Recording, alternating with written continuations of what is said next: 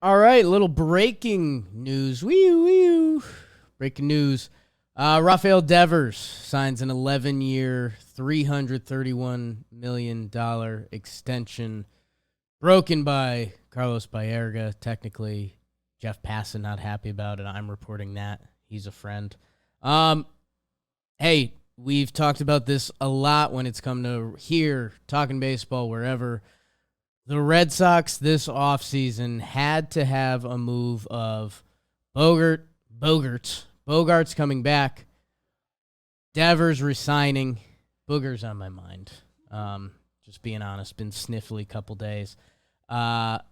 Extending Devers or like another free agent splash or trade that we didn't know about. If you're Boston, you had a down year last year. You finished last place. With the Boston Red Sox, we've seen this in some of their recent history, right? Like, the Red Sox they're not ashamed to have a bad season. In 2020, they were 5th out of 5th. It was a shortened season. Cora was suspended. That was Ron Renicky, kind of being a ghost in the dugout. They came back. They went to the ALCS the next year. They finished last place last year, even going back 2015, 2014, 2012, before they won the World Series in 2013. They finished in 5th place. So, they had a streak from 2012 through 2018. So 12, 13, 14, 15, 16, 17, 18. For 7 years, the Red Sox were either first or last. Some good Red Sox stuff right there. 2022, they finished last. They retooled a little bit this offseason, but they lost Bogarts. JD Martinez of all. I just went through it earlier, I think, even on this episode, doing some winners and losers of free agency. It's tough to put them in the win column. Hey, maybe Masataka Yoshida is a star. We have no idea. No clue. Justin Turner had one of the best second halves of any player last year. He's playing for the Red Sox. I mean, maybe he's nasty all year. You can talk yourself into some Red Sox stuff. Kike's back. If Casas can break out, the top 6 or 7 of their lineup, there's guys you could talk yourself into. The pitching staff still scares me. I mean, it's listed Sale, Kluber, Pivetta, Paxton, Whitlock.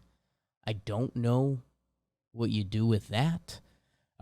They shored up some guys in their bullpen. Their bullpen actually looks kind of okay on paper. Kenley, Chris Martin, Schreiber, Barnes, Houck.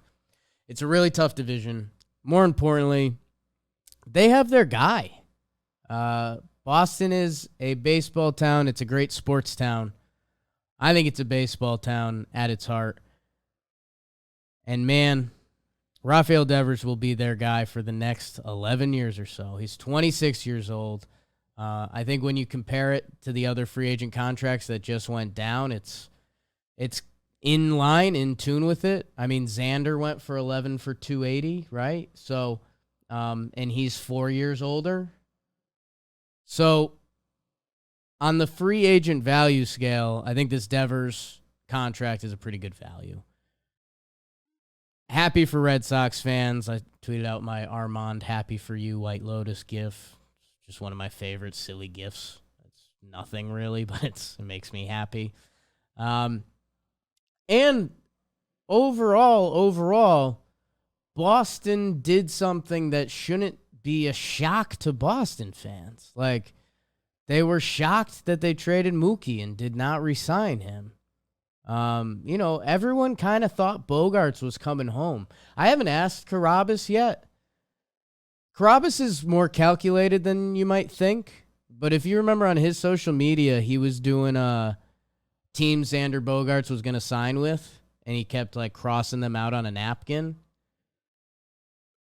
I don't think Carabas would do that unless he had pretty good sources from Boston. He wanted that video series to end with him circling the Boston Red Sox. It didn't end that way. The Padres bid over the moon. They got beat out on everyone. They were willing to go to the next level. They got Bogarts. So the Red Sox were sitting in this position, and I've been the toughest on them for a little while, that like, man, if this season isn't it, where we're sitting here, getting towards the end of the offseason, Did they get better? There's no way you can firmly say that. But there's a chance, fresh season, Kike's there, Casas takes the jump, Yoshida's nice, Justin Turner clicks. Like, you can get there that the Red Sox will be a better team this year, but you can't confidently say they got better this offseason. They have a superstar, and by the way, you talk about guys you lock up. I've probably said it on here a few times. When I was growing up, there was two guys who could hit. This was according to my dad. Tony Gwynn and Wade Boggs. Those guys could hit. I think baseball evolved a little bit where you need to add some pop to the game.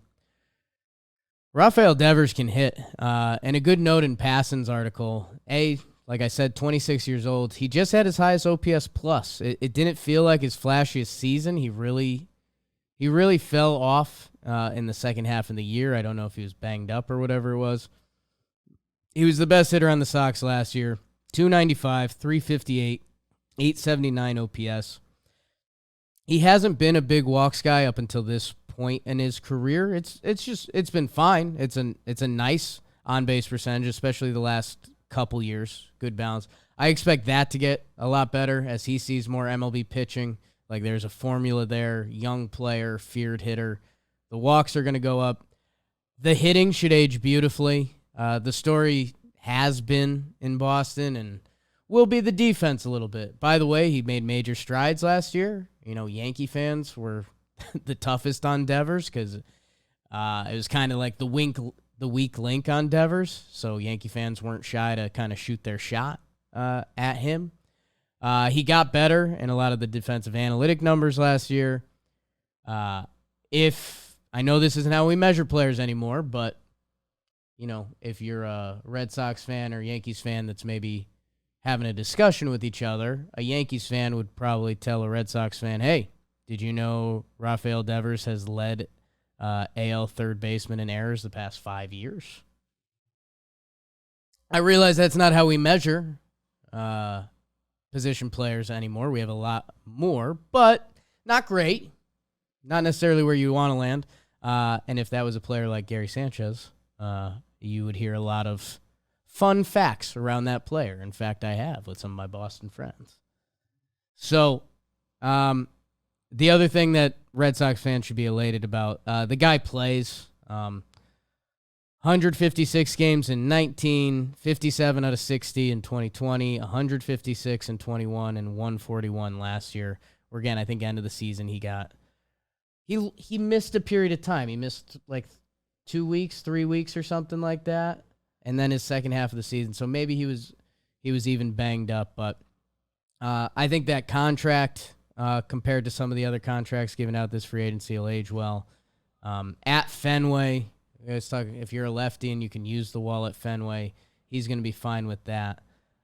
His July, he missed a chunk of time. So it looks like he missed 10 games for something. And then August, he comes back. So maybe he's just rusty. Maybe he's banged up. Maybe it's a little both. He had a horrific August, not even close. He had a 900 OPS in every month after May except August.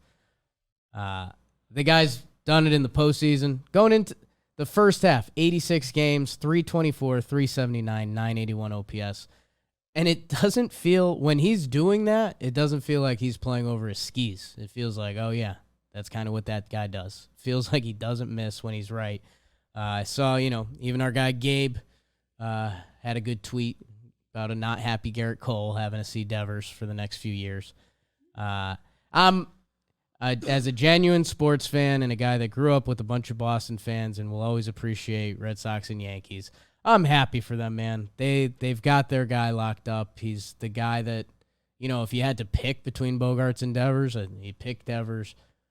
He's a fun ball player, man. The heavy breathing at the plate. When he hits it, it looks like how you want baseball to look.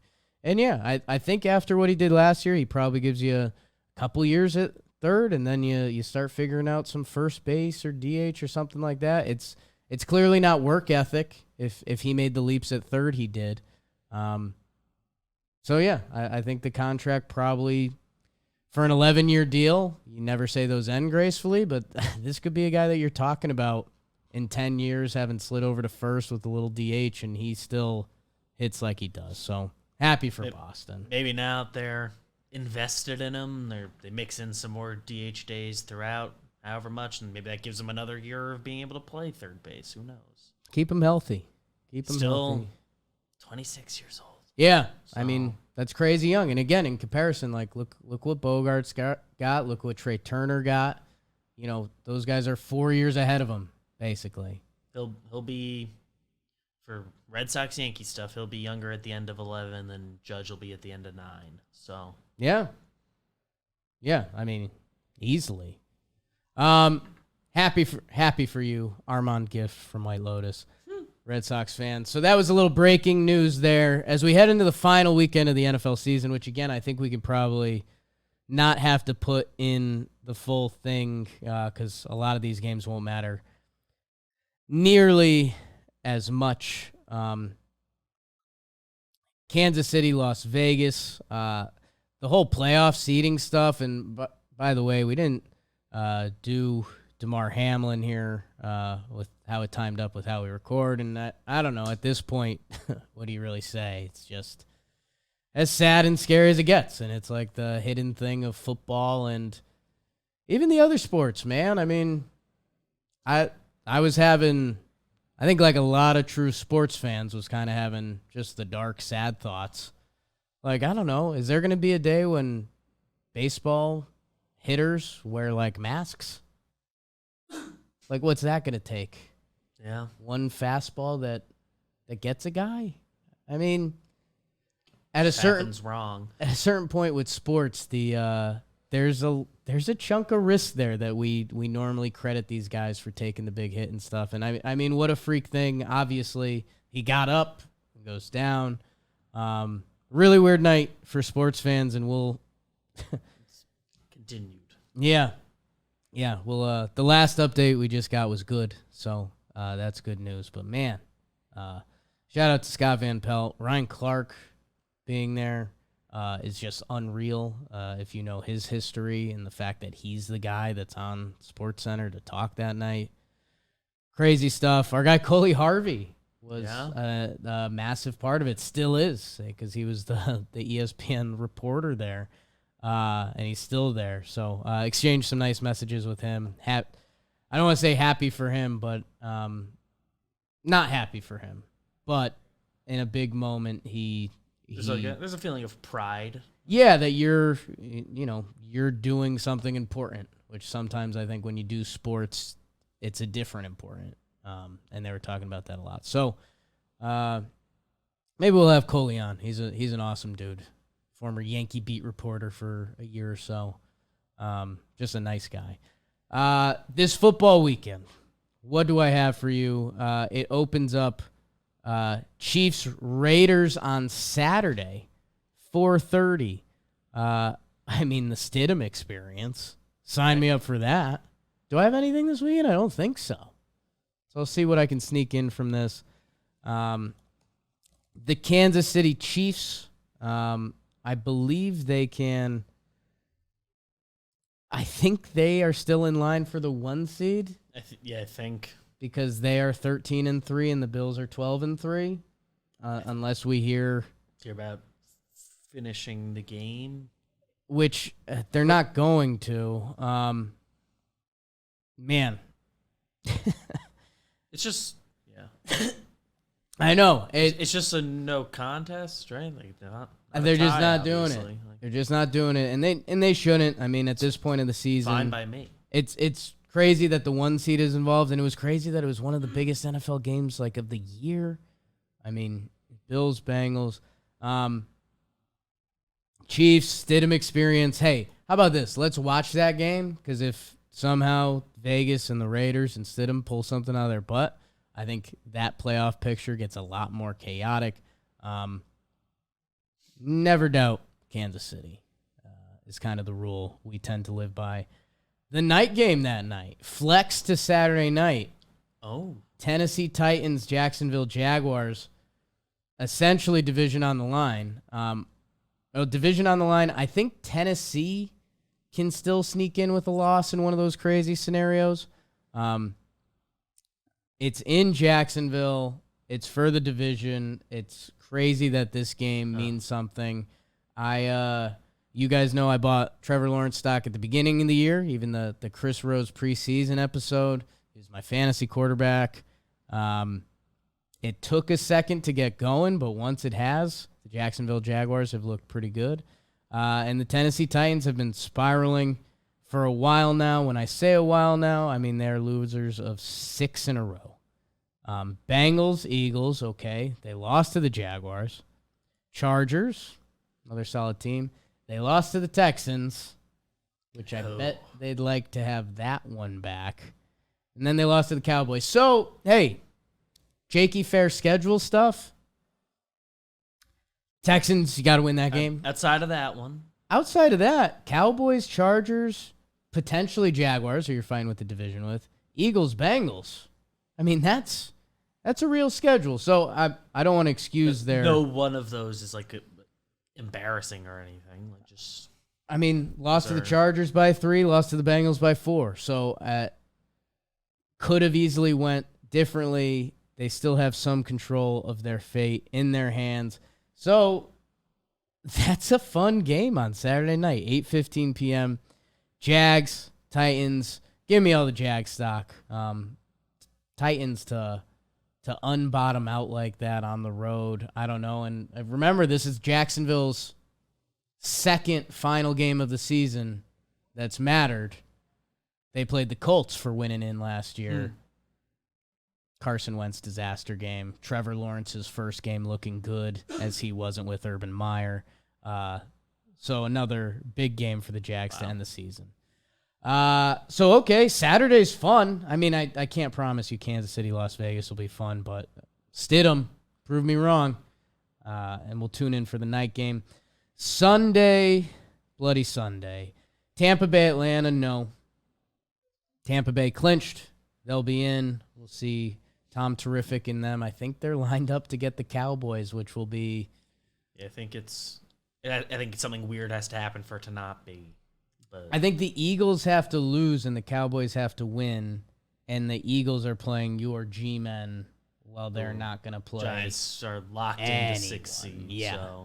So, and it's in Philly and like... Yeah. There's some... If you want to be sick and just watch Brady get in with a sub-500 team, root for the Falcons, but they're in.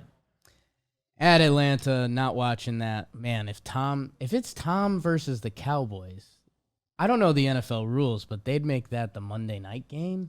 Yeah, I was talking with our Justin Pennick a little bit about it because we're trying to figure out when the Giants are going to play because they're in the playoffs. I mean, but Brady versus the Cowboys, that's a primetime game.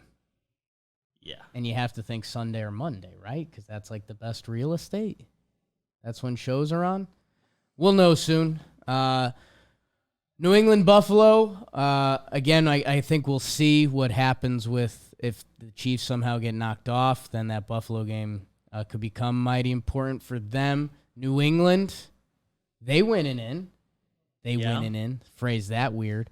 So it'll be interesting to see if that game matters to Buffalo at all. And even whatever Buffalo's B squad looks like at home.